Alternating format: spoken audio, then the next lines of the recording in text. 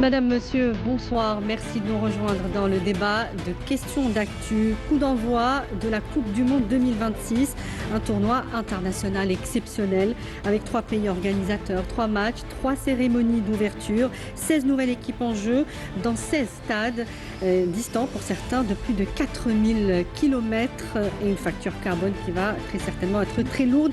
Mais ce qui nous intéresse ce soir, c'est évidemment notre équipe nationale. Après donc une victoire contre les Pays-Bas en match amical, les Verts écrasent littéralement l'équipe bolivienne en match préparatoire 4-0, ce qui leur permet d'aborder ce tournoi évidemment avec confiance en vue du choc le 17 juin prochain contre le monstre footballistique, l'Argentine. Et en parlant de football, vous l'avez sûrement vu passer cette semaine dans les réseaux sociaux, Lies Mouri, un franco-algérien qui a passé 3 mois dans les prisons marocaines après avoir porté tout simplement le maillot du Sénégal en Coupe d'Afrique des Nations organisée par le Maroc. Le Dziri, comme on l'appelait dans les commissariats marocains, a été condamné pour un jet de bouteille dans le stade. Aucune preuve matérielle n'a jamais corroboré cependant cette accusation. S'en suivra un procès expéditif aux côtés de 18 Sénégalais. Ce soir, Lies Mouri dénonce, il sera avec nous dans quelques instants via vidéoconférence. Élections législatives, la campagne a été officiellement lancée. Vous le savez, cette semaine, un scrutin qui se fera après une batterie de réformes politiques et institutionnelles majeures, telles que l'amendement constitutionnel technique sur les attributions de l'ANI, l'Autorité nationale indépendante des élections, l'adoption de la nouvelle loi sur les partis politiques ou encore la réforme ou le nouveau code électoral. L'ANI qui a fourni cette semaine d'ailleurs les raisons de l'invalidation de nombre de dossiers de candidature qui ont provoqué critiques et mécontentement. On y reviendra dans un petit moment. Enfin, chaque année, l'arrivée de centaines de milliers d'Algériens de l'étranger dans leur pays d'origine constitue chez nous un événement social important. Leurs conditions d'accueil durant la saison estivale sont décidées dans les plus hautes sphères de l'État. Cette semaine, le président de la République a consacré une partie de son conseil des ministres. L'afflux cette année devrait être massif. Air Algérie a déjà annoncé avoir doublé le nombre de ses vols hebdomadaires depuis les aéroports étrangers envers l'Algérie. Voilà donc le programme de cette soirée. Et avec nous, on va commencer par les dames. C'est rare qu'on ait une dame sur le plateau. Sarah Derbel, notre collègue du service de la sportive. Bonsoir. Bonsoir Samia. Merci d'être avec nous. C'est un plaisir de partager ce moment avec vous. Bonsoir messieurs et bonsoir à nos chers téléspectateurs. Merci beaucoup. Avec plaisir. Notre invité ce soir, Noldine Namzala, journaliste indépendant. Bonsoir. Bonsoir. Merci d'être avec nous. Et puis le retour de notre ami Zine Charfaoui. Bonsoir. Bonsoir Samia. Consultant de l'émission. On va commencer avec vous, Sarah, je le disais, avec ce coup d'envoi donc de la Coupe du Monde. Cette Coupe du Monde est exceptionnelle à plus d'un titre. La participation de l'Algérie est évidemment un événement sportif majeur chez nous. Mais c'est plus que ça. Cette 5e participation, si je ne me trompe pas, est un moment fédérateur pour tout un peuple. Tout à fait, Samia, surtout après un retour de 12 ans d'absence. Oui. 12 ans que l'Algérie n'a pas participé à une Coupe du Monde. Depuis la Coupe du Monde de 2014 où l'Algérie a brillé, a atteint les 8e de finale et s'est inclinée devant celui qui avait remporté le titre à cette année-là, à cette édition-là, donc l'Allemagne. Et voilà, donc l'Algérie. C'est l'info qu'on doit retenir, c'est le retour des Algériens en Coupe du Monde. Et cette Coupe du Monde exceptionnelle qu'on a aujourd'hui avec 48 nations, 104 matchs sont prévus pour cette édition de Coupe du Monde qui est prévue, comme vous le savez, dans 3 pays différents. Et tout ça, c'est une première dans le monde du football, dans le monde de la FIFA. C'est une première qu'elle soit organisée dans 3 pays différents. Tout à fait. Et c'est une première que 48 nations prennent part à une Coupe du Monde. Donc, 48 nations supplémentaires. Non, elle regroupe 48 nations 16 équipes total. supplémentaires. Voilà. Et le plus important, c'est les 10 équipes africaines. Donc plus de place pour l'Afrique, plus de place pour les équipes africaines et leur permettre peut-être d'avoir plus de chances d'atteindre peut-être les derniers carrés de cette compétition. C'est ce qu'on retient le plus et c'est aussi la bonne préparation de nos Verts pour ce mondial. Les choix de Petkovic aussi par rapport à sa liste. Donc on a attendu très longtemps pour connaître la liste de Petkovic, soit le dernier jour du délai de la FIFA. Et on a une bonne liste de jeunes joueurs surtout. on a seulement 3 joueurs qui ont déjà pris part à une Coupe du Monde, à savoir Riyad Mahrez, Issa Mandi et Ben Taleb. Donc pour tous les autres, c'est une première expérience. Ils sont jeunes. Mais ce qu'on peut noter aujourd'hui, c'est qu'on a une excellente équipe, très très bien organisée. Ce qu'on a vu lors des matchs le premier face aux Pays-Bas, où l'Algérie a très très bien géré, surtout sa deuxième période, où le coach a opéré des changements très très intéressants. Le deuxième, c'était hier soir face à la Bolivie, où les Algériens, comme vous l'avez si bien dit, ont écrasé cette équipe bolivienne avec un score de 4-0. Oui. Alors, vous étiez cette semaine présente à cette cérémonie qu'a accordée le président de la République au Vert, à la sélection nationale, avant leur départ pour la Coupe du Monde. Donc, on a parlé d'un accueil et d'une cérémonie à la fois protocolaire mais chaleureuse et conviviale. Qu'est-ce que vous pouvez nous en dire justement ? Donc voilà, donc le président de la République, M. Abdelmadjid Tebboune, a reçu au siège de la présidence de la République Al Mouradia, donc l'équipe nationale et le staff technique, en compagnie du ministre des Sports, le président de la Fédération algérienne de football, M. Walid Sadi. Donc un accueil très très chaleureux. Ils se sont habitués à rencontrer le président de la République. C'est leur premier supporter. En tout cas, il leur a donné beaucoup de courage. Surtout, on l'a constaté juste après, en faisant les déclarations avec les joueurs. Ils étaient tous émus de rencontrer encore une fois le président de la République. Ça leur faisait toujours... En quelques mois, il y a eu deux cérémonies de ce genre. 2 cérémonies, voilà. Puisqu'il les a reçues après leur qualification à la Coupe du Monde. Et là, avant le grand départ vers les États-Unis, surtout quand on voit des jeunes joueurs comme Hadj Moussa, Maza, donc ils étaient tous là très contents de le rencontrer, très impressionnés de le rencontrer avec son accueil chaleureux. Il appelait les joueurs avec leur prénom, il les encourageait tous avant ce grand départ. D'autres joueurs l'ont rencontré ailleurs comme Oussama Benbout, le deuxième gardien de l'équipe nationale, puisque lui, il l'avait rencontré une semaine avant avec son équipe, l'USM Alger, qui a remporté la Coupe de la Confédération africaine. Donc c'était quand même une rencontre très très importante avant ce départ, puisque comme on le sait, on le dit souvent, M. Abdelmadjid Tebboune, c'est le premier supporter des Verts, le premier à les encourager. Et je peux vous dire que ça les a boostés avant ce grand départ. C'était le but. Zine Chafaoui, un mot sur cette équipe nationale qui part donc avec beaucoup d'ambition, avec beaucoup de courage, comme Sarah le dit, très peu ont l'expérience donc d'un tournoi de ce niveau. Qu'est-ce que vous avez constaté, surtout après les résultats des 2 derniers matchs amicaux de préparation donc. Oui, moi je pense que c'est une Coupe du Monde qui se présente sous de bons auspices. C'est vrai que la plupart des joueurs n'ont pas participé n'ont aucune Coupe du Monde dans les jambes, mais ils jouent quand même dans de grands championnats européens, donc ça ne devrait pas les bloquer, les inhiber outre mesure. Donc ils y vont sans complexe. Bon, cette Coupe du Monde me rappelle un peu celle de 82. On était beaucoup plus jeune, bien évidemment. Celle de 82, bon, nous avions déjà dès l'entame une grande équipe à affronter. En 82, c'était l'Allemagne. Personne ne donnait cher de notre peau et nous avons fini par l'emporter 2-1. Cette fois, vous dites qu'il faut y aller au culot. Oui, il faut y aller au culot, sans complexe. L'Algérie est un grand pays. Il est taillé pour faire l'histoire, pour écrire l'histoire. Et je pense qu'on peut le faire encore cette fois face à l'Argentine, qui est détentrice, il faut le rappeler, de la Coupe du Monde.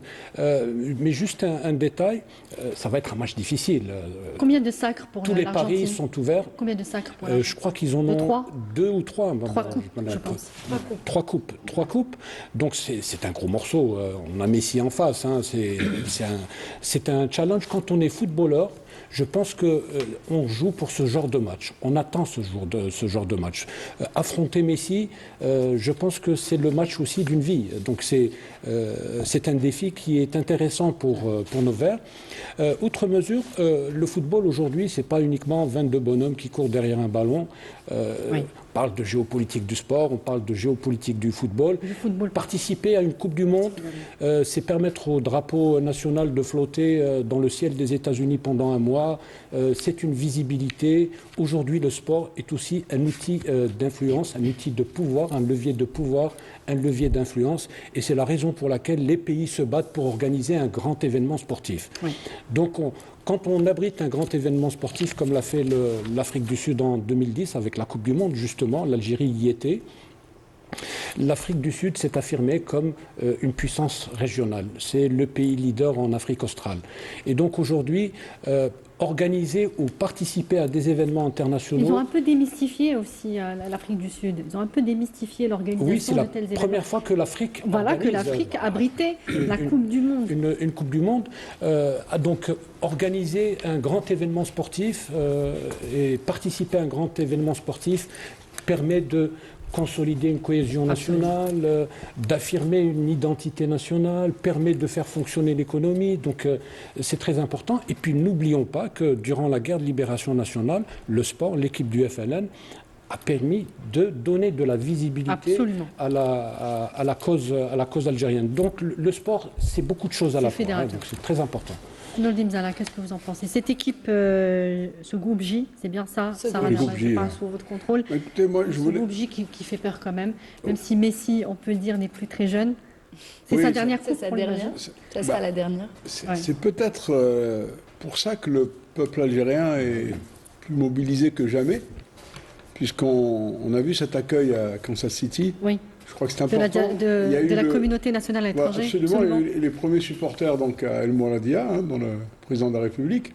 Et il y a eu cet enchaînement, cette fureur de vaincre, comme on dirait au niveau de la communauté algérienne établie aux États-Unis, puisque j'ai regardé un peu les statistiques. Il y a 650 personnes, 647 personnes dans l'État du Kansas, et il y a eu des milliers qui se sont déplacés. Oui. On estime entre 50 et 60 000 Algériens aux États-Unis résidents. Il y en a des milliers parmi ces 50 ou 60 000, il n'y a pas de chiffre précis, qui se sont déplacés donc, pour accueillir les fenêtres. C'était extraordinaire les images qu'on a vues. Oui. On a l'impression que... Et on les voit à l'antenne, ces images. Que cette mobilisation effectivement extraordinaire. Est à la hauteur du défi et que le peuple algérien y croit. Et cette communion ne peut qu'augurer un beau match. Moi, je suis très optimiste personnellement. Je crois que le peuple algérien l'est aussi. Il y croit parce qu'il est capable de tous les miracles. Et non, mais surtout que, globalement, moi je ne suis pas spécialiste de foot, mais globalement, on sait que l'équipe nationale donne son meilleur foot avec les grandes équipes. Spécialement avec les grandes équipes. C'est là où il donne le maximum. On les a vus avec les Pays-Bas, par exemple, c'était quand même très impressionnant. Les Pays-Bas, c'est une grande nation footballistique. Ils sont classés 7e au classement à la FIFA. Oui, moi je me souviens aussi du match de quart de finale de la Coupe du Monde de 2014 face à l'Allemagne. Face à l'Allemagne. Nous avons perdu, mais je pense que nous avons produit l'un de nos meilleurs footballs. Donc, et puis, toujours pour rester dans la géopolitique du sport et du football, alors, par moment, lorsque vous gagnez un match, vous faites en une journée, en 90 minutes, ce que la diplomatie peut mettre 3 ans à réaliser. Oui. C'est beau le football, c'est beau. Par contre, cette volonté à tout prix d'organiser des événements sportifs peut se retourner contre certains pays, par exemple comme ce fut le cas du Maroc, qui vient d'organiser une Coupe d'Afrique des Nations, qui veut organiser une Coupe du Monde, mais il le fait au détriment du peuple marocain qui manque de tout. Et c'est ce qui a donné la révolte de Gen Z 2012. Donc là, on construit des stades, construit des routes, alors qu'on n'a pas d'hôpitaux. Et ça a créé une révolte. Donc, la Coupe du Monde, l'organisation des événements sportifs, c'est une arme aussi à double tranchant. La volonté de faire de la diplomatie sportive peut se retourner contre vous lorsque vous avez une situation sociale calamiteuse et désastreuse. Et puis, on a vu l'organisation aussi, la désorganisation de cette CAN et toutes les dérives qui ont caractérisé on va y revenir, notamment avec Lies Mouri qu'on vous propose ce soir, qui est déjà avec nous par connexion. Sarah, l'objectif dans cette Coupe du Monde pour nous, pour notre équipe, est de mieux faire qu'en 2014. C'est bien ça ou faire la même chose. Faire la même chose. Voilà. Alors, c'est quoi la même chose? C'est se qualifier au deuxième tour. Cette fois-ci, ça sera différent. C'était les 8e de finale. Là, c'est les 16e de finale. C'est l'objectif des Verts. D'ailleurs, le coach a parlé de ça et surtout sur cette pression qu'on met sur cette équipe d'Argentine. On parle très souvent de ce premier match, que de ce premier match, alors qu'il y a encore 2 matchs. Oui, voilà, il y aura deux autres matchs, la Jordanie et l'Autriche, qu'il ne faut pas négliger. Eux aussi, c'est des adversaires quand même de qualité. Beaucoup moins que l'Argentine. L'Autriche revient après une absence. Oui. Et c'est une première qualification pour la Jordanie. Tout à fait, mais après, il faut aussi se rappeler ce qui s'est passé en 2022 avec l'Argentine qui a perdu son premier match face à l'Arabie Saoudite. Donc tout est possible, tout peut arriver, mais même si le coach veut transmettre peut-être un message à tous les supporters algériens, même si on perd face à cette équipe d'Argentine, c'est les champions du monde, il ne faut pas l'oublier, ils sont champions du monde.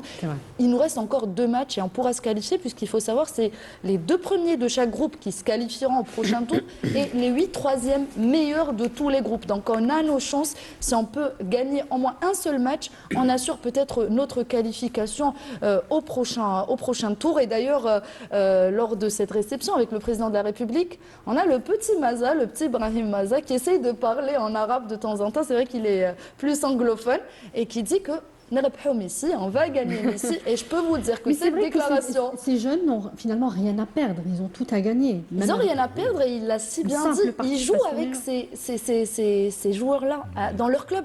Ils les affrontent chaque jour, chaque week-end. Il n'y a pas de complexe. Ils les connaissent. Moi, je crois qu'il faudrait rajouter un aspect, celui du fair play. Parce qu'on sait que les Argentins, on connaît leur football depuis le Maradona, etc. Ce ne sont pas les champions, on allait dire, de la discipline. Et il va falloir que donc, nos jeunes joueurs sachent se maîtriser absolument, parce que c'est très mental, hein, le football de haut niveau. Et surtout lorsque c'est une compétition donc, de cette importance. Je pense que justement ils pourraient l'avoir très mauvaise, les Argentins, s'ils faisaient un mauvais match, même s'ils gagnaient, mais avec un mauvais match face à une équipe comme l'Algérie. Donc on a cet avantage a priori d'avoir une équipe de jeunes qui ont une autre culture du football. Par rapport, sans jeter l'opprobre sur l'équipe argentine, mais on connaît un peu l'histoire.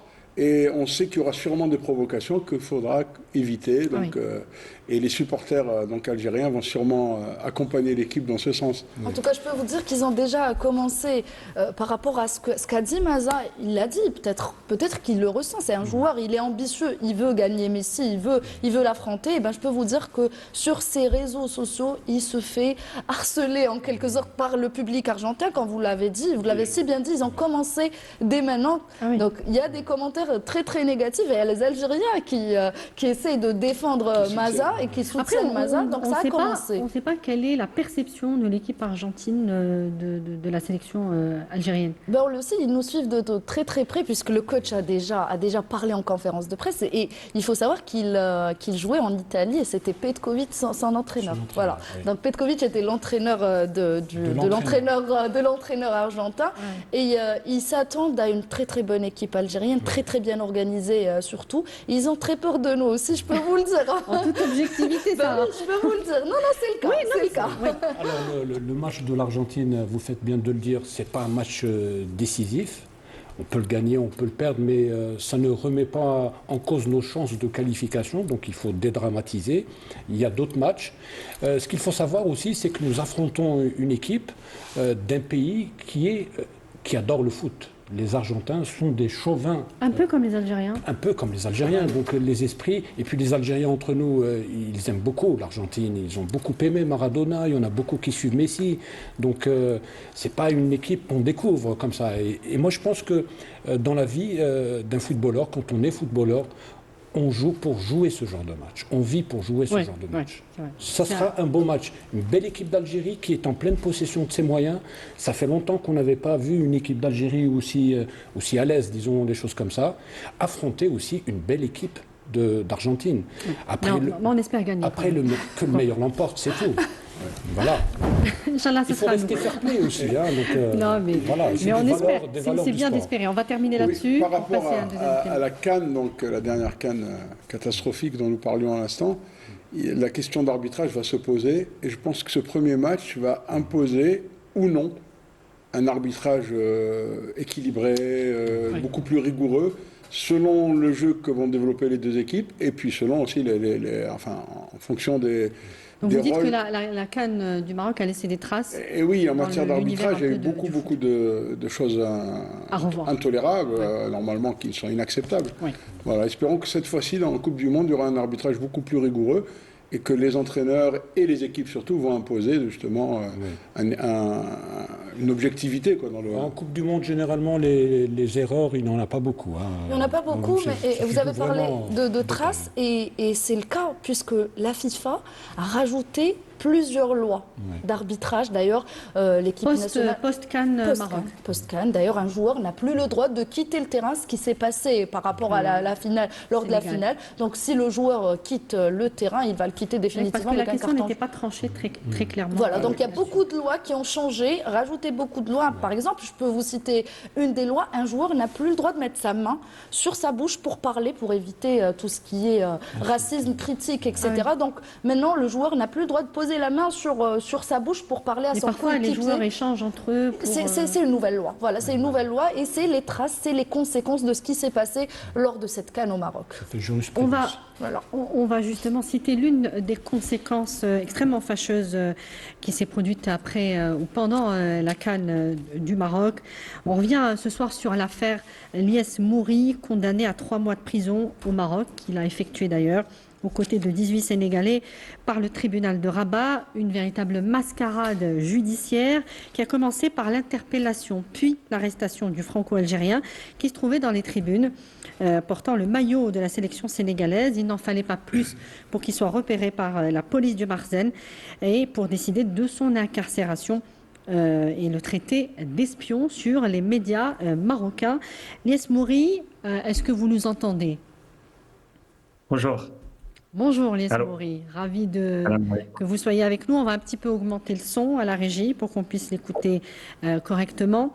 Alors vous étiez à ce fameux match de finale Sénégal-Maroc. Vous aviez été invité avec le reste de votre famille par votre frère qui est donc analyste vidéo dans le staff de l'équipe sénégalaise. À quel moment les choses ont basculé pour vous ?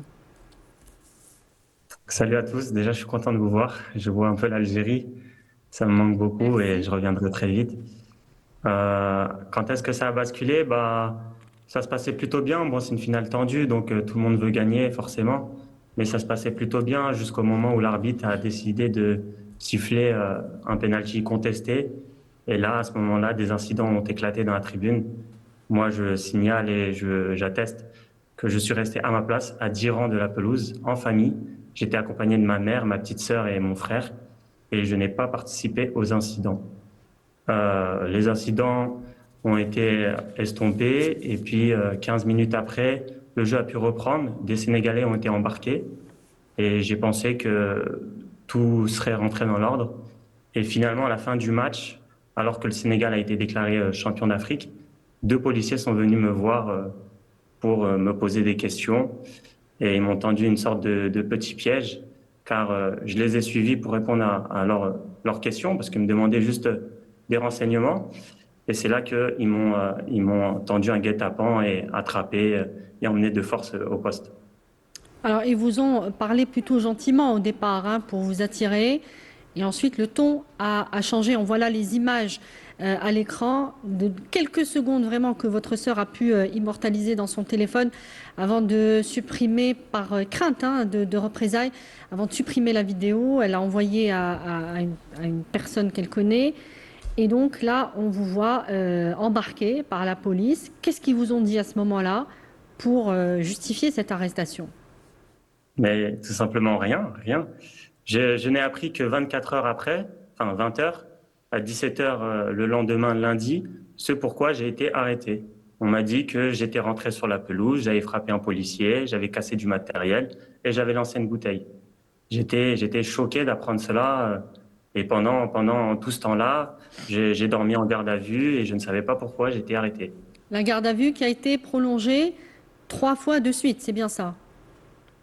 Elle a été prolongée une première fois 24 heures, puis le lendemain, mardi, et mercredi matin, on a quitté la garde à vue pour être présenté devant le procureur. Alors, est-ce que vous pouvez nous raconter ce qui s'est passé dans ces commissariats ?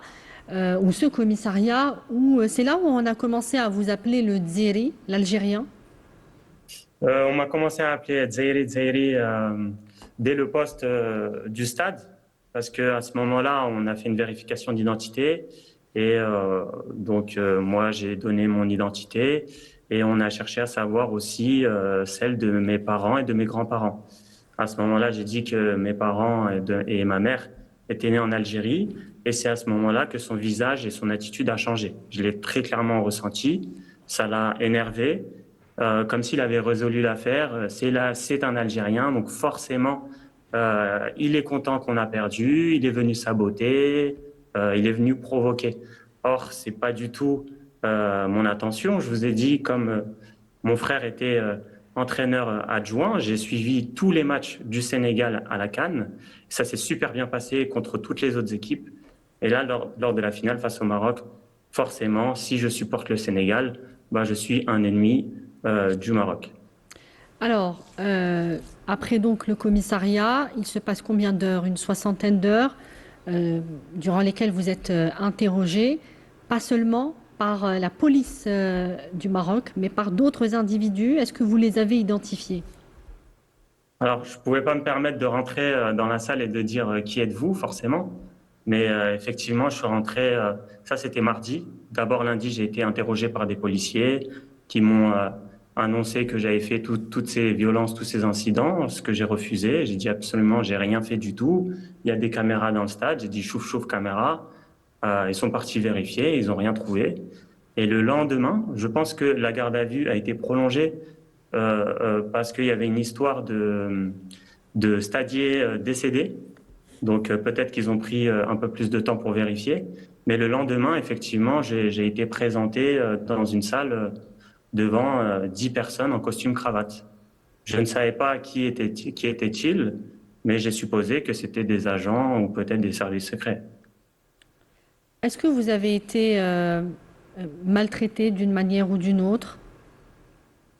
Non, on m'a jamais maltraité. On m'a mis un petit peu la pression au niveau des questions, comme si on voulait que je passe à des aveux. Mais non, je me suis bien défendu. J'ai répondu calmement à toutes les questions. Non, ça s'est correctement passé. Il n'y a pas eu d'abus physique ou pas de de mauvais violence, traitement non. de ce genre. Néanmoins, vous avez dû signer des documents dans lesquels, que vous aviez du mal à lire, puisque c'était écrit sûr. en arabe, qu'on vous a traduit de manière extrêmement approximative. Alors, en définitive, vous êtes jugé. Comment se passe ce procès qui n'interviendra finalement que 3 semaines après votre arrestation?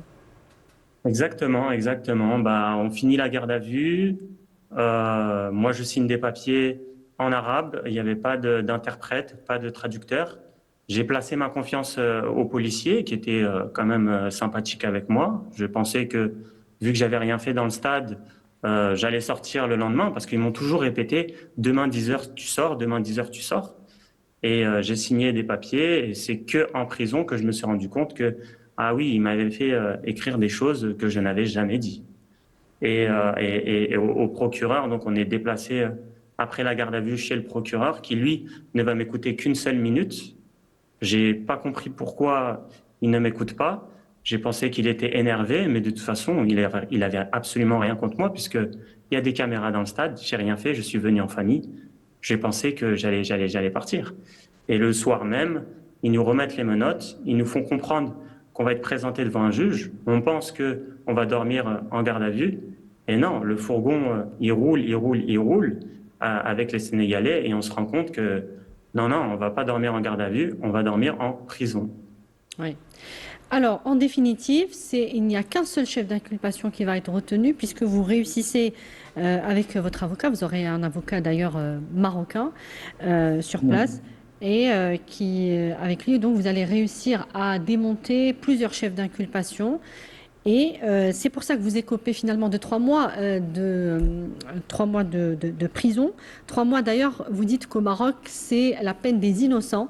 Lorsqu'on est condamné à 3 mois, c'est qu'on n'a rien fait. Mais parce que lorsque vous êtes arrêté, par la police marocaine. Vous n'êtes jamais relaxé. Ils vont vous trouver quelque chose à mettre dans le dossier. Et ce qu'on va mettre, c'est quelque chose que vous n'aurez pas la possibilité finalement de contredire ou de démonter.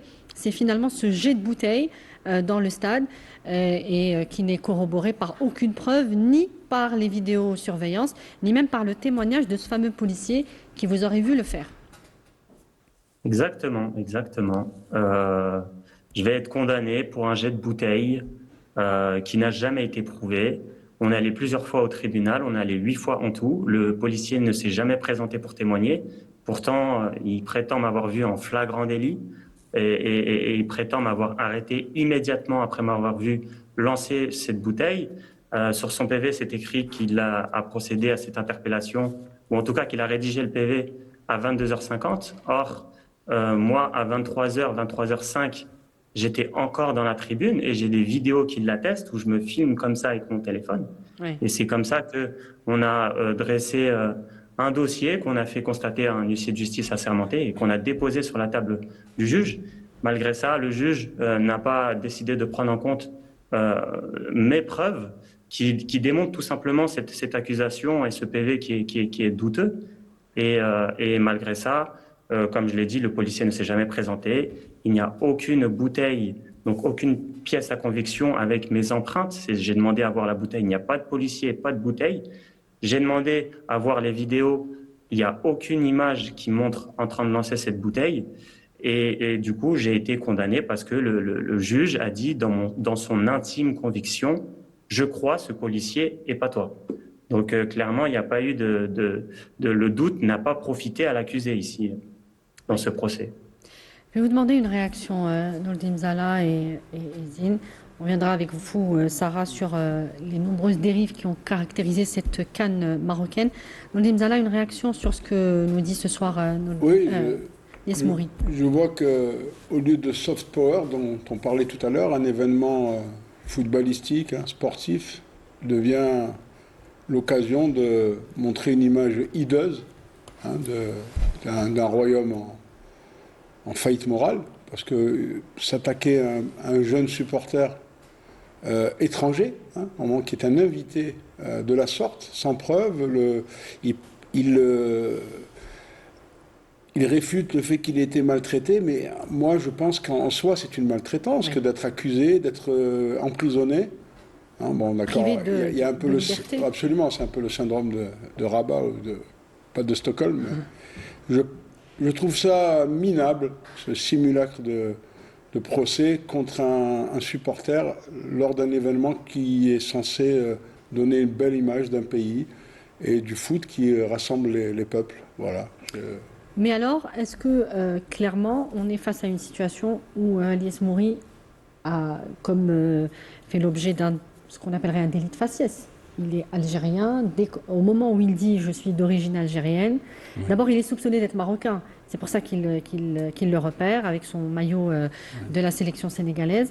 Et donc, est-ce que c'est le fait tout simplement qu'il soit algérien, qu'il ait subi tout ça aux côtés, rappelons-le, de 18 Sénégalais qui vont écoper de 3 mois, 3, 6 et 12 mois, et qui, à la fin, vont être graciés, mais graciés peut-être de ce qu'on peut comprendre de l'affaire pour un peu se débarrasser de ce boulet politique, parce que dans le communiqué du ministère de l'Intérieur, il est dit que la grâce est venue pour raffermir les liens avec un pays comme le Sénégal, et on verra ce qu'a fait le Maroc plus tard, réclamer la coupe qu'il n'a pas gagnée. Donc ce n'est pas tout à fait juste. Oui, alors le Maroc, en organisant la dernière Coupe du Monde, il voulait écrire une belle histoire. Il voulait montrer l'image d'un pays moderne avec de belles routes, de beaux stades, une culture, une population heureuse. Or, c'est pas qu'on n'a rien vu de tout ça. Au début, l'histoire était belle. L'ouverture de la compétition était bien faite. Il faut le reconnaître. Les stades, c'est des stades de bonne qualité. Mais lorsque l'on met cette compétition dans son contexte plus global, l'histoire en réalité, elle a mal commencé avec la révolte des Gen Z de 2012. Donc, si vous voulez, ça a déjà... Donc, il y avait une tension écorché déjà il y a un narratif qui est remis en cause déjà dès le départ. Vous avez un Maroc utile, c'est les grandes villes, c'est Rabat, un peu Casablanca, encore Casablanca, on y trouve le bidonville le plus grand d'Afrique. Après, dès qu'on sort de certaines grandes villes, c'est un Maroc, on découvre un Maroc pauvre, etc. Et la révolte d'avant la Coupe d'Afrique, Gen Z 2012, il y a encore des centaines de jeunes qui périssent en prison, et la plupart sont des étudiants et des lycéens, ce ne sont pas des voyous. Donc, ça a montré. Donc voilà, on a redécouvert aussi un Maroc qui était extrêmement pauvre et qui manquait de tout. Des gens vont aux hôpitaux normalement pour se soigner, alors là on y va pour y mourir. Donc là, et maintenant pour arriver... et donc on découvre aussi un Maroc mauvais perdant. Alors l'histoire, les gens pouvaient bénéficier de l'hospitalité marocaine tant que l'équipe du Maroc gagnait, mais dès qu'elle avait commencé à perdre, donc les choses ont complètement changé.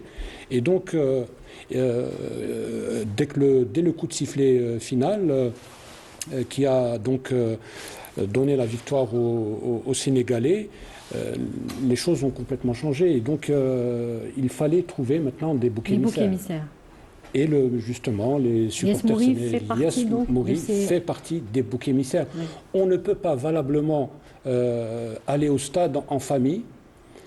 Quand on va au stade en famille, quand on est accompagné d'enfants, quand on est accompagné avec sa maman, etc., je ne pense pas qu'on peut prendre le risque de faire des actes de violence. Déjà, le fait de voir quelqu'un comme ça en famille, je pense que c'est un élément suffisant pour ne pas le soupçonner de violence. Alors, on l'a soupçonné de beaucoup de choses, Nordine Zala, notamment d'être un espion ou une sorte de perturbateur qui aurait été activé depuis Alger. C'était grotesque. Hein. Oui. Je pense qu'ils ont fait semblant du début jusqu'à la fin. C'est une façon un petit peu d'envoyer un message politique au gouvernement algérien, parce que les Marocains savent que l'État algérien est très jaloux, très protecteur à l'endroit de ses ressortissants établis à l'étranger. Qu'ils soient binationaux ou non, d'ailleurs. Oui. Et je crois qu'ils ont voulu narguer nos autorités de cette façon.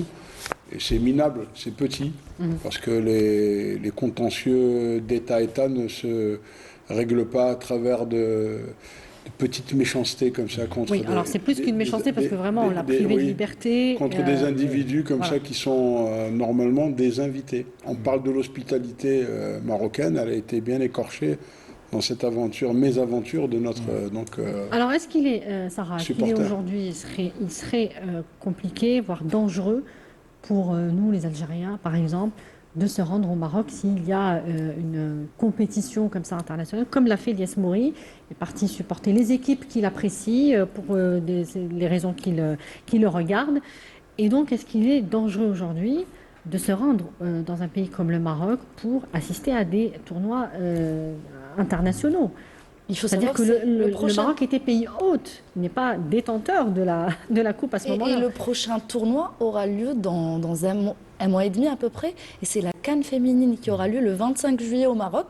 Mais ce qu'il faut savoir, quand le Maroc parle de l'organisation et organisera le mondial 2030 en compagnie de l'Espagne et du Portugal, le Maroc avait refusé l'organisation de la CAN féminine une semaine avant le début de la compétition. Alors il faut savoir que toutes les équipes africaines qui prenaient part à cet événement, l'Afrique qui commence à donner cette importance au football féminin, surtout à la CAN féminine, le Maroc annule et se retire de l'organisation une semaine avant.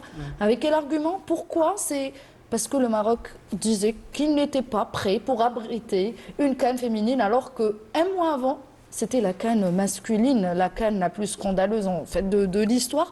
Et là, ils vont organiser la CAN féminine le 25 juillet quand même. Ils ont refusé l'organisation et la CAF a encore une fois attribué l'organisation à ce même pays. Ça sera le 25 juillet. Donc les équipes devront refaire leur préparation en quelque sorte de zéro, puisque c'était prévu en mars. Là, c'est en juillet. Donc tout change, les plans changent. Et j'espère en tout cas que ça va bien se dérouler pour Justement, nos est-ce filles. que ça n'augure pas Qui sont dans le même groupe. Donc l'Algérie qui se retrouve dans le même groupe avec le Maroc. Donc espérons que ça sera peut-être une meilleure expérience, surtout pour les féminines cette fois-ci. Je voudrais qu'on revienne à Lies Mouri. Lies, vous êtes toujours avec nous? Oui, alors, Lies Mouri, comment s'est passé ou étaient donc vos conditions de détention?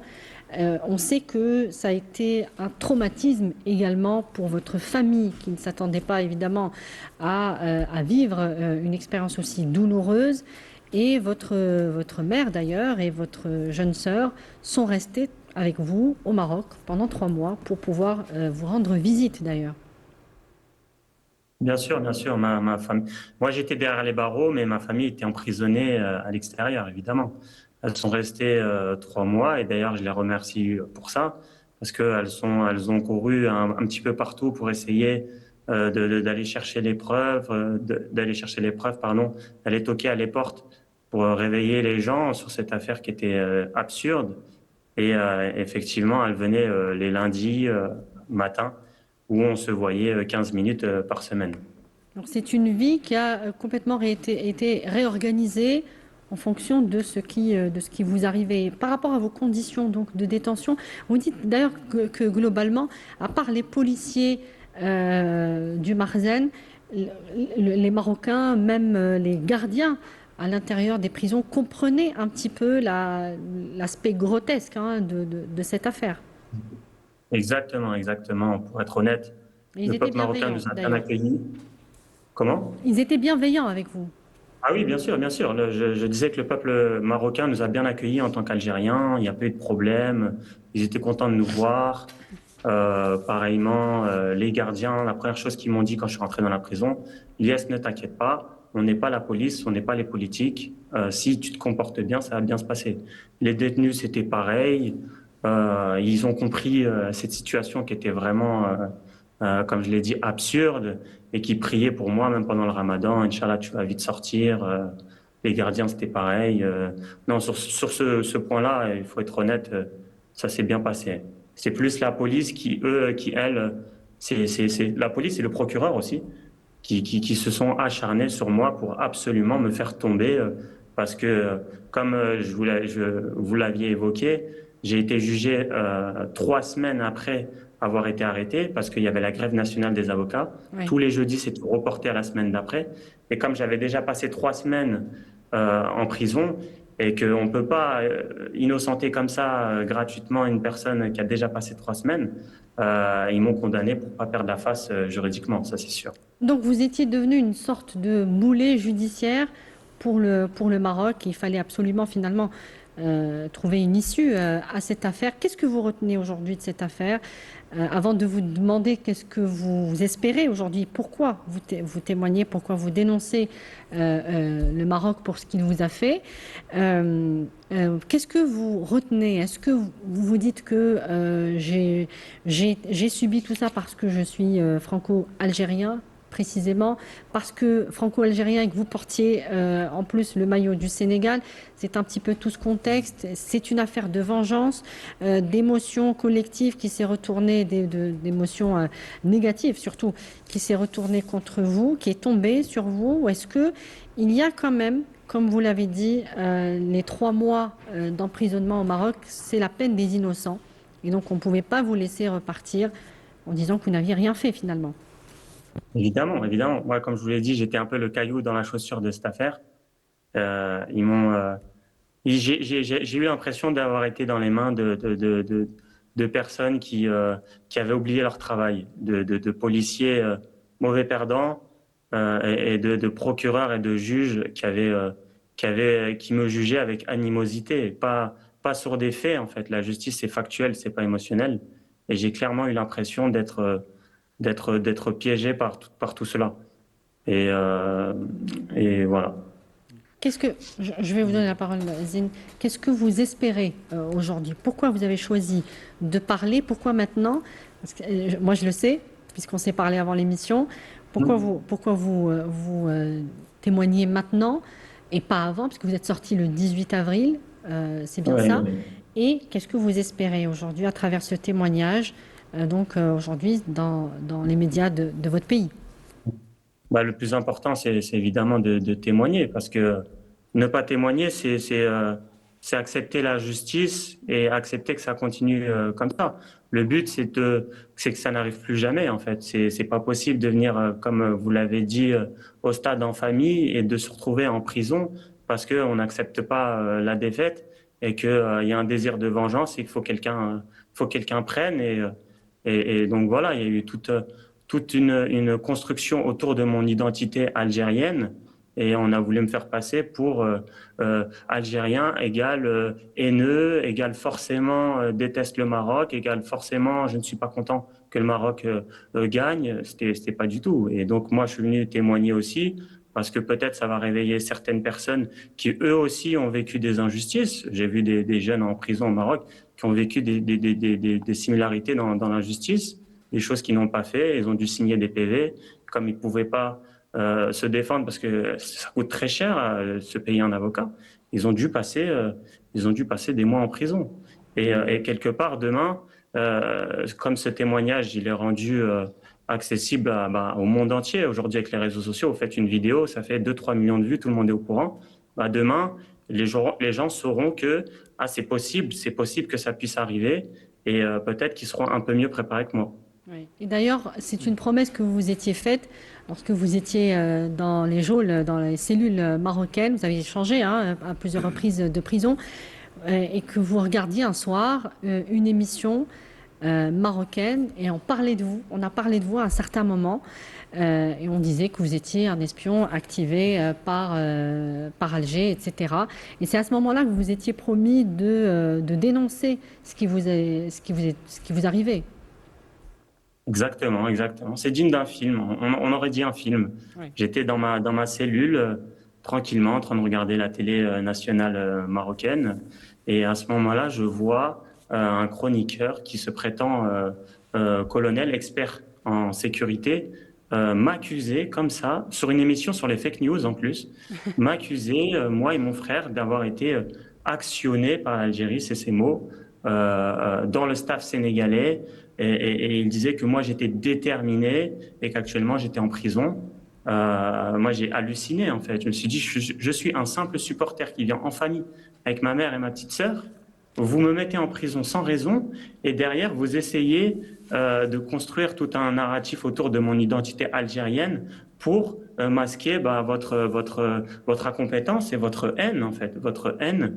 Et voilà, donc j'avais promis que quand je sortirais, évidemment, cette personne serait au courant que je ne suis pas du tout d'accord avec ce qu'il dit et que derrière, il va être poursuivi parce que ce n'est pas normal en tant que journaliste, il faut vérifier les informations, oui. C'est sérieux, il y a une légitimité et on ne peut pas se permettre comme ça de dire ces choses-là parce que les gens qui nous regardent, ils nous font confiance, ils font confiance aux journalistes. Donc il y a tout un travail à faire avant d'accuser les gens comme ça sans preuve. Merci beaucoup, Lies Mori. Merci d'avoir été avec nous. Merci d'avoir apporté votre témoignage. Merci. Sarah, avant de vous donner la parole, je vous mets en stand-by. Sarah, juste un mot sur, on disait, un peu les dérives, même plus que ça, qui ont caractérisé la CAN du Maroc. Et ça pourrait expliquer un petit peu, par extension, ce qui est arrivé à Lies Mori. Ce qui se passe aujourd'hui avec lui, avec les autres aussi, puisqu'il n'y a pas eu que lui. Ce qu'on retient de cette CAN, on l'a dit, beaucoup de scandales, Samia, notamment l'arbitrage. L'arbitrage qui était très scandaleux. Là, on le voit, on le vit pendant cette Coupe du Monde. Les arbitres, on désigne les arbitres 72 heures avant le début d'une rencontre et non pas 24 heures la veille d'une rencontre. Ce qui s'est passé lors du match Algérie-Nigeria en quart de finale.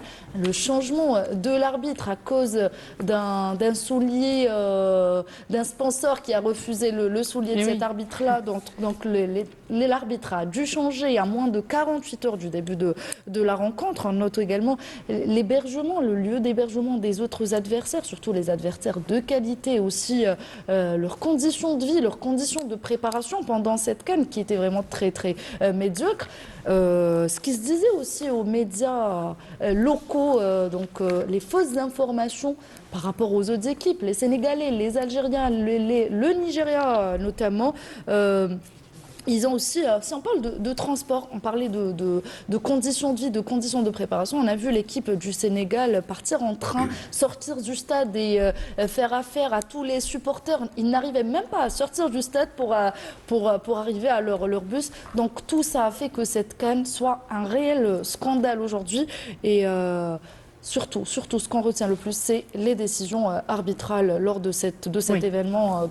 D'ailleurs, on va le voir lors de cette Coupe du Monde. À la prise de nouvelles décisions, beaucoup de nouvelles lois pour cette Coupe du Monde déjà. Ce type de dérive. Voilà, pour éviter que ça se passe encore une fois de la même façon. Voilà. Merci beaucoup, Sarah. Merci d'avoir été avec nous. Merci à vous.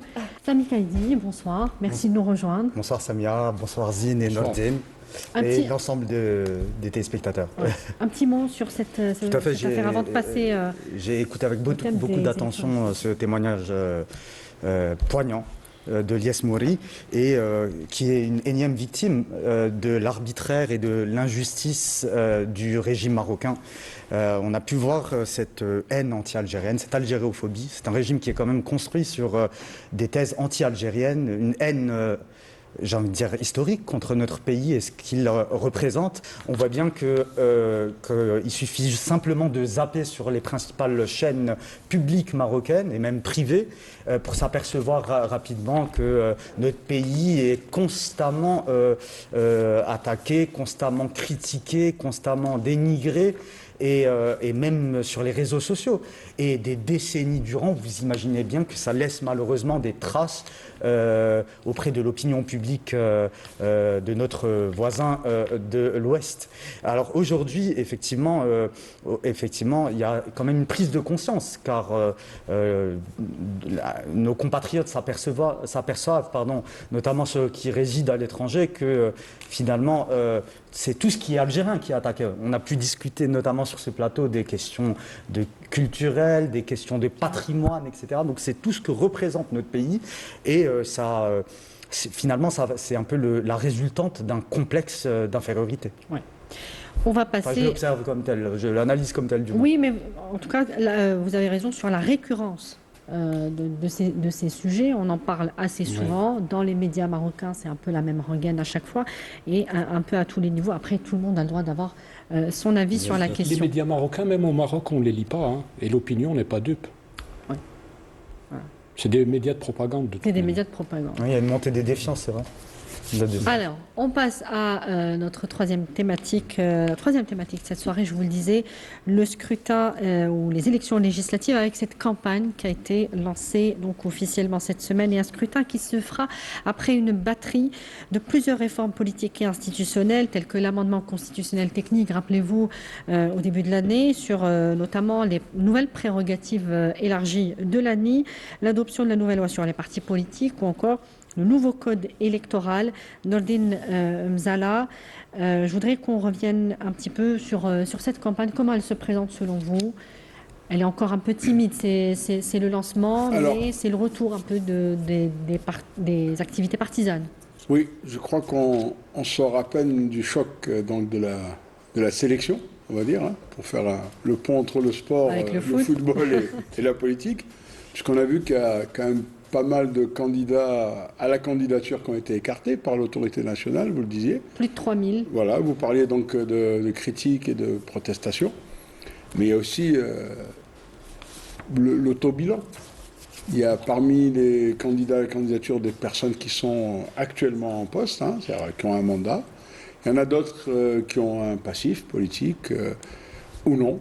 Et l'autorité, donc l'ANI, a filtré à sa manière, selon une loi qui a été votée par certains députés qui se sont vus interdire la participation. Donc, nous sommes dans une période un peu de choc, hein, d'émotion, puisqu'on parle en ces termes maintenant, même en politique, mais il va falloir se battre pour obtenir le vote, la confiance des citoyens. Parce que Mais justement, est-ce que ces filtres, ces nombreux filtres qui ont été donc posés par l'ANI ne sont pas là aussi pour rendre plus de crédibilité aux rendez-vous électoraux chez nous? Ça a été voté, c'est l'article 201, par exemple, qui est relatif à la proximité avec les milieux d'affaires, d'argent douteux ou des problèmes de moralité. D'accord, c'est pas à moi d'en juger, il y a une commission, il y a des rapports de services de sécurité, c'est étoffé. Chacun des candidats a voulu éliminer, écarter, a voulu justifier un petit peu sa candidature, mais peu ont pu répondre clairement par rapport aux causes ou aux raisons de leur mise à l'écart. Donc c'est dans ce contexte que ceux qui ont été élus, enfin qui sont éligibles plutôt à la candidature, parce qu'ils ne sont pas encore élus, la vraie élection c'est le suffrage universel. Sélectionnés du moins. Justement, ils ont été sélectionnés, ils ont été autorisés à participer à la campagne électorale, vont avoir du pain sur la planche parce qu'il y a déjà ce préalable de ces articles qui ont été votés. Oui. C'est une espèce d'engagement sacré à ne pas justement être à l'avenir, faire partie de ces personnes à qui on refuse la candidature. Ouais. Donc c'est un engagement déjà moral en fait. Oui, c'est une sorte absolument d'examen préalable qui a été vraiment choquant. J'ai lu beaucoup les commentaires et surtout les réactions, les publications sur les réseaux sociaux des candidats qui ont été écartés. Ils sont sonnés. Alors, justement, Samy, je voudrais vous faire réagir sur ça. Est-ce qu'ils sont sonnés, comme le dit Nordine Zala, parce que les dispositions de la nouvelle loi ont été mal assimilées, mal comprises? Vous avez le président par intérim de l'ANI qui a évoqué donc l'article 200 de la loi électorale relative au formulaire de signature individuelle qui serait donc essentiellement la raison principale des rejets des candidats ou des dossiers des candidats. Karim Khelfen qui a parlé même d'un manque de sérieux de la part de certains candidats n'ayant pas rempli le minimum en fait pour prétendre à la candidature.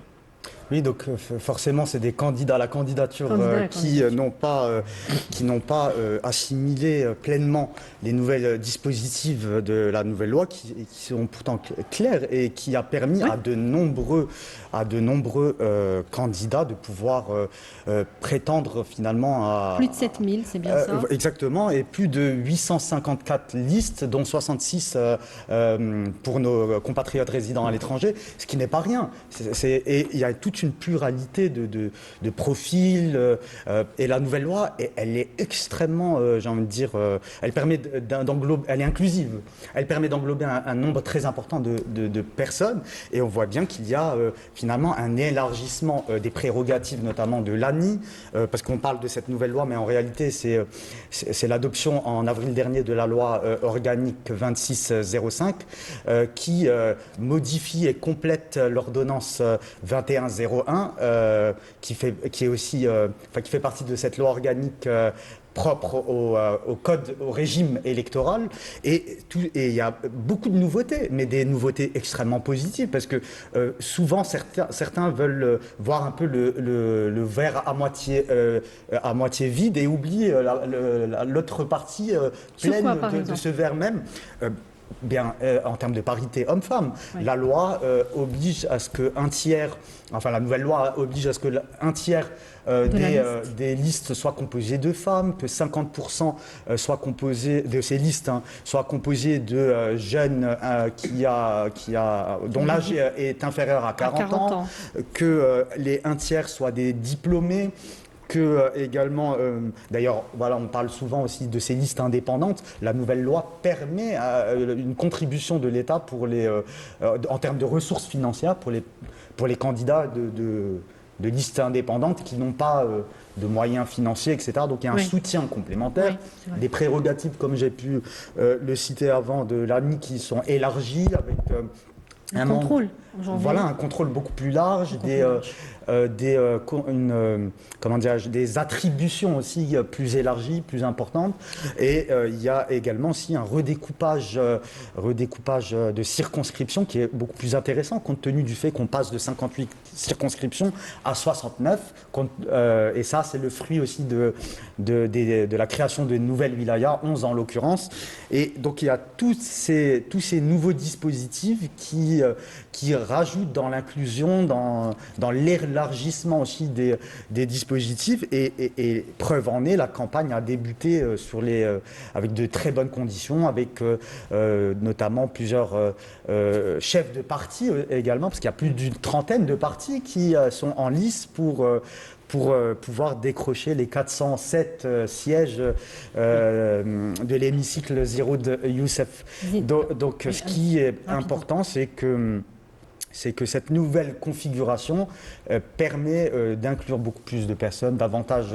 malgré ce qui a été dit ou ressenti. Alors peut-être que vous disiez, on a peut-être certaines au final, personnes n'ont pas compte tenu du pardonnez-moi, n'ont pas compris que la loi allait s'appliquer avec rigueur, que ces filtres allaient être mis là où il faut. Tout à fait. Et quand on parle de compétition électorale, dans chaque compétition, il y a forcément des heureux et des malheureux. Absolument. C'est un peu le Zine, est-ce que vous pensez que ce qui se passe aujourd'hui avec, on disait, cette nouvelle batterie juridique entourant les scrutins électifs chez nous, est-ce que nous avons balisé le terrain, selon vous, pour renforcer le pluralisme politique et aussi la moralisation, on en parle souvent, la moralisation de la vie publique. Est-ce que nous sommes arrivés à bon port, selon vous, dans ces processus ? Je pense qu'on pourra en juger lorsque nous connaîtrons la composante de la future Assemblée. On verra sur pièce, on verra les profils qui y passeront, les gens qui y seront, quel parti, soit avec un S, soit sans S, quel parti aura la majorité. Oui. On pourra avoir une idée sur la prochaine Assemblée durant les premières semaines, les premiers mois. On verra les équilibres qui ressortiront de cette élection. Mais d'ores et déjà, moi je pense que les candidats n'auront pas la tâche facile. D'abord, l'élection va avoir lieu dans un contexte de mondial, de sport, etc. Donc les gens ont un peu la tête ailleurs. Donc il faudra plus d'efforts pour convaincre les gens de s'intéresser à la politique. Oui. Déjà que fondamentalement, c'est une tendance mondiale. Déjà, les gens s'intéressent de moins en moins aux politiques. Pourquoi ? Parce que, si vous voulez, les gens sont un peu déçus du politique. Les politiques ont déçu les électeurs. Souvent, on ne répond pas aux attentes des électeurs, aux promesses qui sont faites. Donc là, il y a un travail à faire. Après, moi qui ai couvert plusieurs élections, etc., on attend aussi des partis politiques un discours plus sérieux que celui qu'ils ont tenu jusque-là. On attend des propositions sur des... Alors, est-ce que vous les avez vus, les programmes ? Est-ce que vous avez eu connaissance un peu de... Vous avez parcouru un petit peu les programmes ? Oui, quelques-uns comme ça, mais encore on n'a pas les programmes de tous les partis ne sont pas encore disponibles. Mais pour ceux que vous avez parcourus. Aujourd'hui, il y a des problématiques nouvelles et on attend que les partis s'expriment sur des questions aussi sérieuses que l'environnement, aussi sérieuses que le réchauffement climatique, aussi sérieuses que le chômage, aussi sérieuses que l'école, l'université, etc. Donc aujourd'hui, c'est un exercice extrêmement sérieux et on attend des partis qu'ils fassent preuve d'autant de sérieux que le sont les sujets que je viens d'évoquer. Donc voilà. Et puis, je pense que là, on en est au 2e, 3e jour, mais je pense que les choses sérieuses devraient commencer. Si, en dépit des gens des listes éliminés, les partis sont encore là, je pense qu'ils estiment que le processus est crédible et qu'ils peuvent y aller jusqu'au bout. Autrement, les partis se seraient peut-être retirés en cours de route. Ouais, justement, je voudrais faire remarquer que de grands partis, de grandes formations politiques, comme le RND, le FLN, des partis à la fois historiques et très visibles sur la scène politique depuis des années, ont eu la la mauvaise surprise de voir que leurs listes ont été remises en question, parfois dans les 2/3 de la liste, peut-être plus, même 80%. J'ai vu des wilayas où il y a eu sur 16, 12 candidatures rejetées.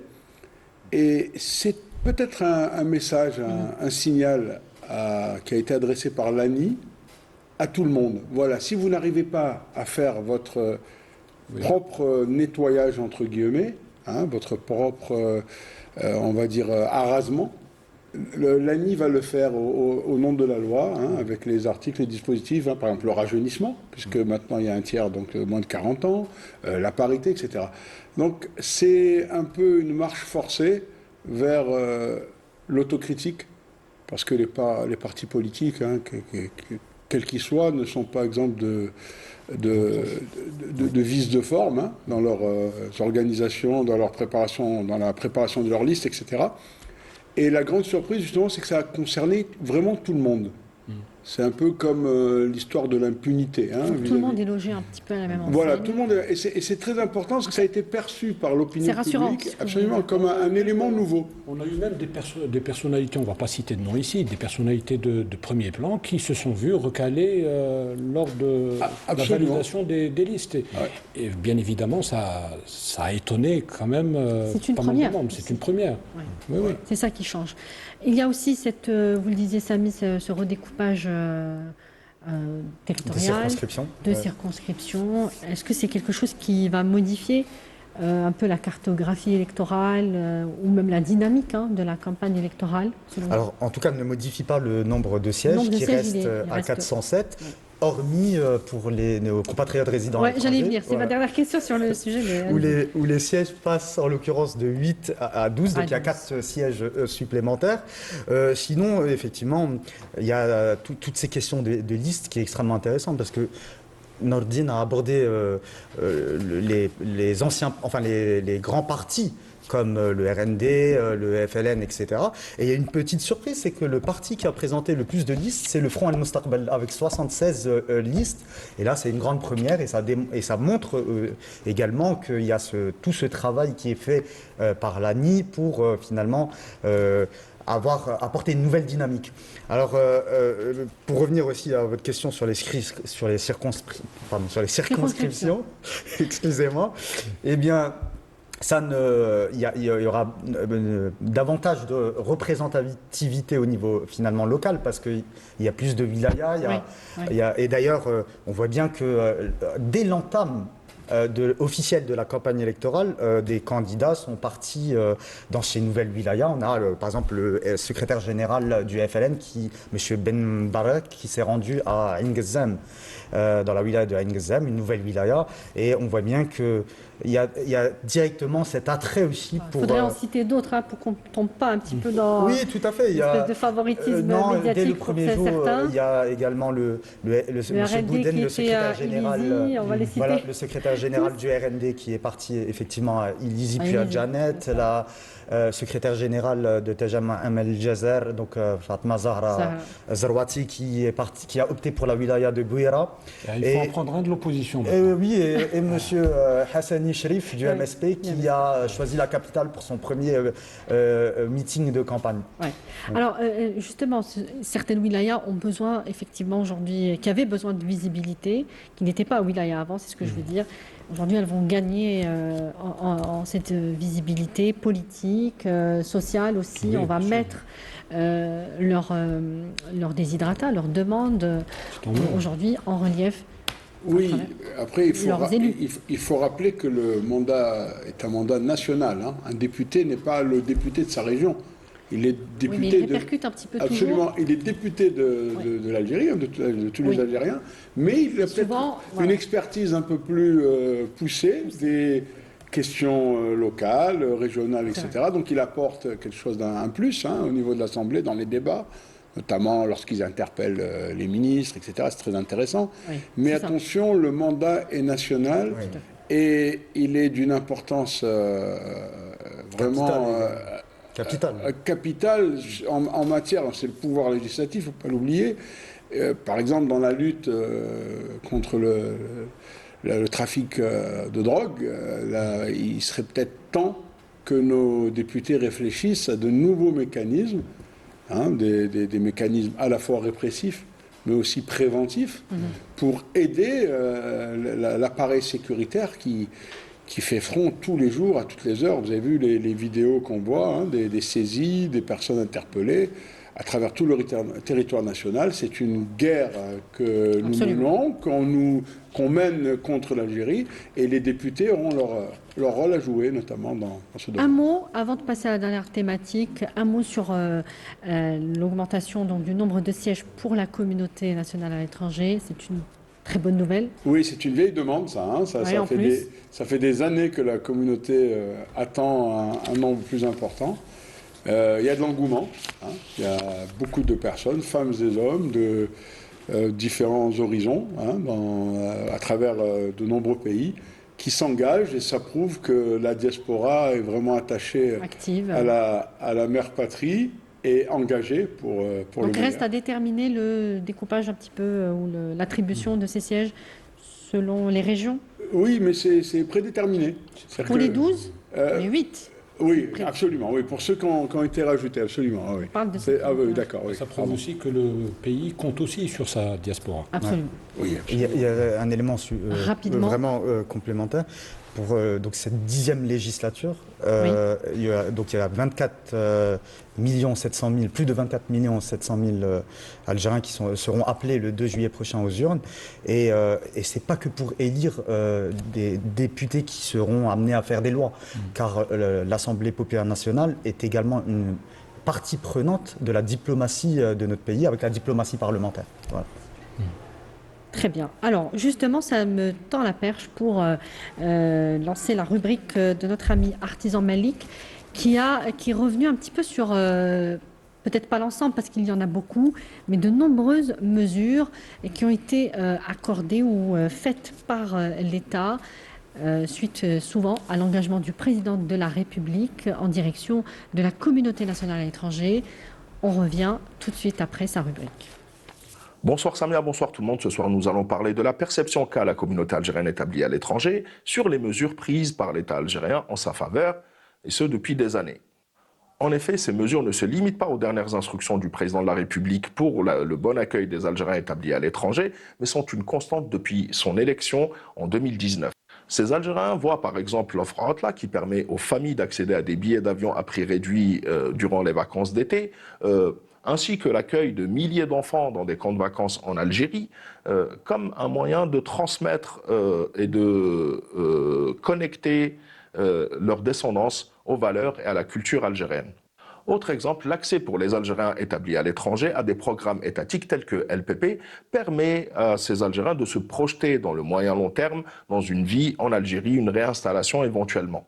D'autres mesures, à l'exemple de la BNA qui lance une offre de finances islamiques dédiée à la communauté algérienne à l'étranger, mais aussi la simplification administrative, la numérisation qui permet aujourd'hui en quelques clics de créer son entreprise, etc., comme une opportunité pour ces Algériens de pouvoir se projeter encore une fois, créer, investir en Algérie et voir l'avenir dans son pays d'origine.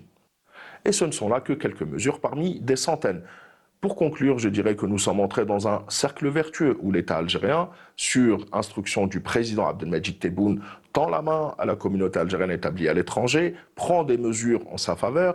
Cette communauté algérienne établie à l'étranger saisit cette main, en profite pour se connecter, se reconnecter, elle et ses enfants, avec l'Algérie, avec ses valeurs, avec sa culture, ce qui incite l'État algérien à prendre d'autres mesures puisqu'il y a de plus en plus de demandes. Nous le voyons tous les étés, tous les ans, de plus en plus nombreux sont les Algériens qui se dirigent vers l'Algérie. Gageons que cela continue. Je vous dis à très bientôt. Merci et au revoir. Merci Artisan Malik. Nordine Mzala, vous qui connaissez bien ce sujet parce que vous faites partie un petit peu de cette communauté, des fois établie à l'étranger, des fois ici. Et est-ce que ce que dit Artisan, comme le dit Artisan Malik, vous confirmez qu'il y a un sentiment de reconnexion de la part de cette communauté, en France essentiellement puisqu'ils sont plus nombreux, mais aussi ailleurs, reconnexion donc avec le pays à travers ces nombreuses mesures. On va en citer quelques-unes. Artisan Malik vient de le faire aussi. Écoutez, c'est flagrant sur les réseaux sociaux. Et on a même contaminé des étrangers, puisqu'ils sont de plus en plus nombreux à vouloir venir en Algérie. Hein. Et ça parle du restaurant d'Alger, ou d'Oran, ou de Béjaïa, avec les selfies, toutes ces petites vidéos qui circulent, qui sont en faveur, justement, je dirais pas la reconnexion, mais la connexion 100%, 24 sur 24. Mais comment vous l'expliquez, ça? Mais écoutez, d'abord, il y a l'essor économique de l'Algérie, qu'on le veuille ou non. C'est un pays qui s'en sort plutôt bien par rapport à l'ensemble de la communauté mondiale, hein, malgré les crises que traversent beaucoup de pays, l'après-corona, hein, rappel à la pandémie. L'Algérie s'est bien défendue. Elle a réussi à éviter le pire d'abord, et puis à relancer progressivement l'économie nationale à travers de grands projets. On en a souvent parlé sur ce plateau. Et la comparaison entre ce que vit notre diaspora dans les différents pays pourtant développés, hein, qui sont plus ou moins atteints par la crise, a produit cet effet Algérie, terre d'espoir, terre d'avenir. Donc il y a un appel d'air finalement. Voilà. Après, il ne faut pas sous-estimer aussi le travail des représentations consulaires, diplomatiques, qui informent la communauté nationale établie à l'étranger sur les opportunités. Qui ont souvent mauvaise presse dans le débat. Oui, parce qu'il y a un passif qui est lourd, d'inertie. Mais aujourd'hui, est-ce que vous qui connaissez... écoutez, moi j'ai travaillé dans un consulat, à Marseille, hein, je dois témoigner objectivement qu'il y a d'énormes efforts qui sont déployés pour encourager la communauté nationale établie dans la région sud-est de la France, pour venir soit accéder à des droits sociaux des Algériens comme le logement. Hein, vous savez, on légalise tous les jours des dossiers de demande de prêt, hein, de crédit bonifié au niveau du consulat. Hein, ça se fait régulièrement. Des conférences sont animées pour expliquer un peu tous les dispositifs d'aide aux jeunes, aux start-up, etc. C'est régulier. Vous avez reçu même l'un des acteurs ici sur ce plateau il n'y a pas longtemps, hein, donc un professeur en économie à Aix-en-Provence. Je suis désolé, j'ai le nom qui m'échappe. Nazim Sini. Voilà, M. Sini, absolument. Nazim Sini, qui est un brillant compatriote qui arrive à faire la promotion de la destination Algérie pour les jeunes entrepreneurs de notre communauté établie dans le sud de la France.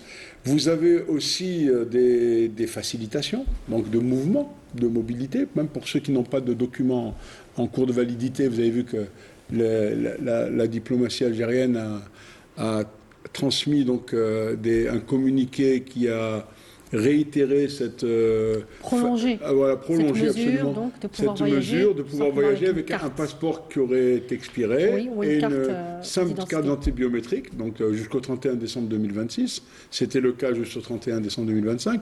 Pour les enfants, avec un simple livret de famille, hein, les enfants âgés de moins de 12 ans, je crois, 15 ans, c'est ça, j'ai oublié, 15 ans.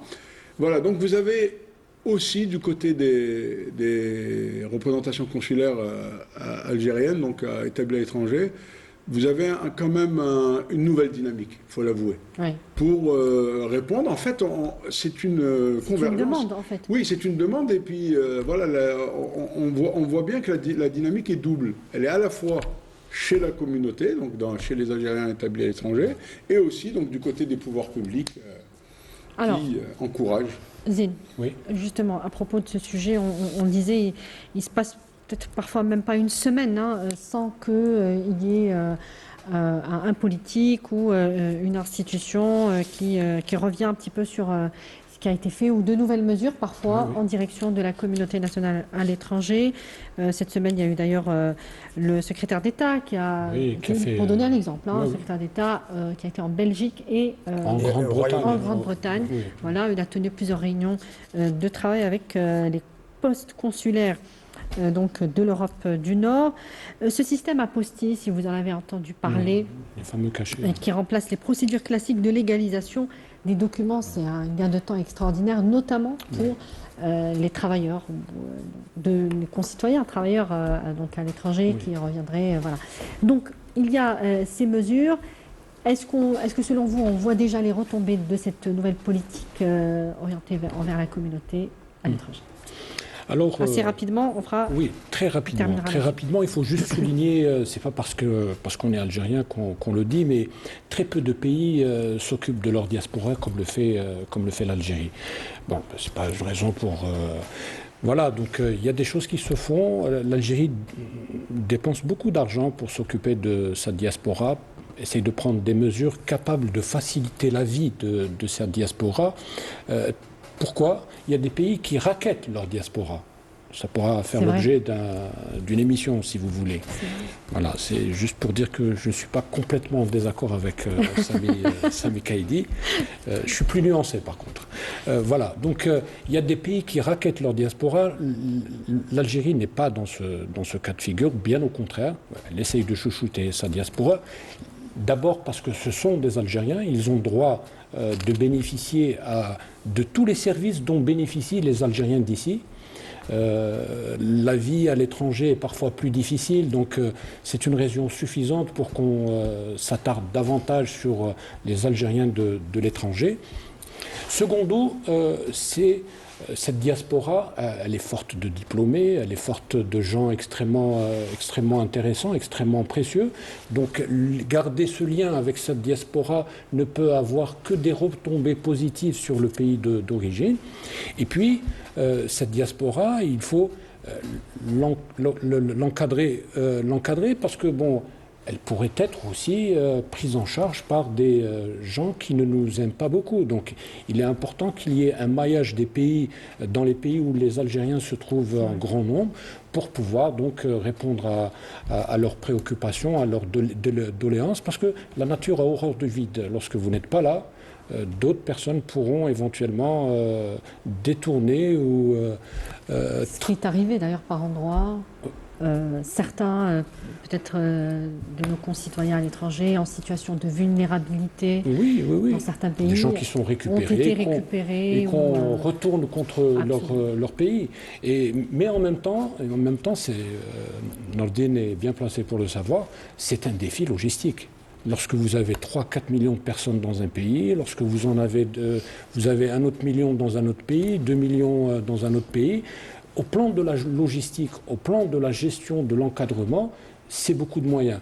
Aujourd'hui, heureusement qu'il y a le numérique, on peut dématérialiser, on peut avoir son passeport sans se déplacer dans le consulat d'à côté ou faire 3 heures de fil pour avoir une carte d'identité. Mais il y a beaucoup d'efforts, d'énergie, etc., qui sont déployés pour essayer de mettre dans les meilleures conditions notre diaspora à l'étranger.